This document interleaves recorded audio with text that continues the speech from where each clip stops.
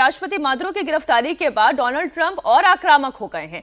अब उन्होंने डेनमार्क के ऑटोनॉमस इलाके ग्रीनलैंड को कब्जाने की बात कही। ट्रंप ने कहा कि उन्हें राष्ट्रीय सुरक्षा के लिए ग्रीनलैंड चाहिए।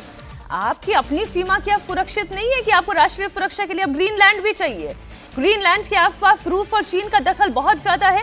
ट्रंप ने क्या कहा वो भी आप सुने।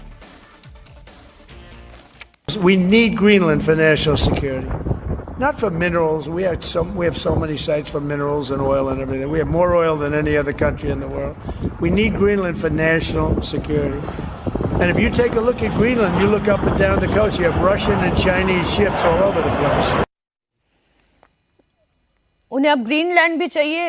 विनोद जी, देखिए, ट्रंप साहब इस वक्त बिल्कुल, मैं क्या कहूँ कि उस तरह से हैं कि बेलगाम हैं और उन पर किसी का नियंत्रण नहीं है। खासकर अमेरिका में भी देखिए, उनके इस हमले का अमेरिका में भी विरोध हुआ है। अमेरिकन कांग्रेस के तमाम रिपब्लिकन्स ने भी इसको उचित नहीं ठहराया कि आपने अनकॉन्स्टिट्यूशनल तरीके से ये किया है।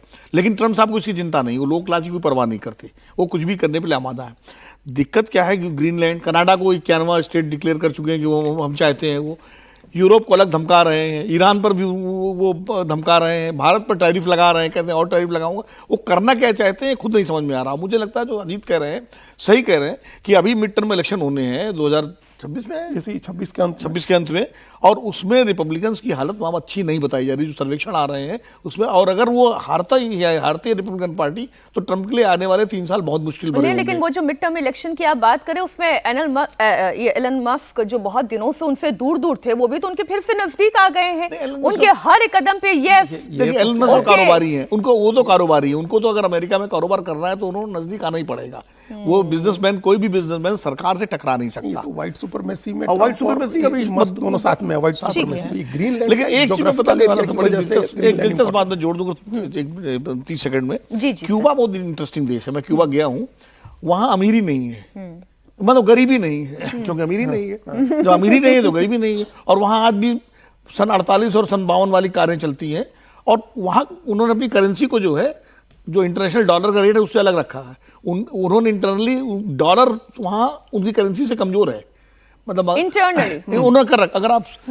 अगर उनका जो करेंसी है, मैं नाम भूल रहा हूँ, अगर आपको लेना है तो $100 में पता लगा 80 या 85 उनकी करेंसी मिलेगी ये, और उसी में आपको खरीदना होगा जो भी आप सामान।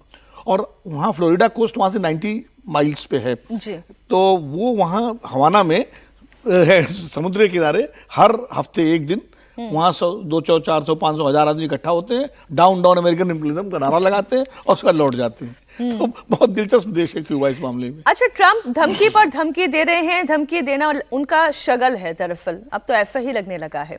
और जैसा अभी विनोद जी कह रहे थे कि लगाम लगा नहीं पा रहे हैं, कोई बेलगाम घोड़े की तरह है। वो लगाम कौन लगाएगा? एक उम्मीद आप रूस से कर सकते हैं, एक उम्मीद आप चाइना से कर सकते हैं, लेकिन रूसी तेल को लेकर ही डोनाल्ड ट्रंप भारत को धमकी दे रहे हैं। ट्रंप ने रूसी तेल को लेकर भारत पर टैरिफ बढ़ाने की धमकी दी। हालांकि ट्रंप ने प्रधानमंत्री मोदी की तारीफ भी की। उन्होंने कहा मोदी बहुत अच्छे इंसान हैं।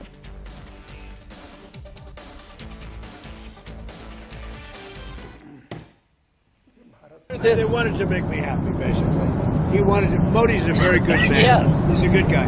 He knew I was not happy, and it was important to make me happy. They do trade, and we can raise tariffs on them very quickly, and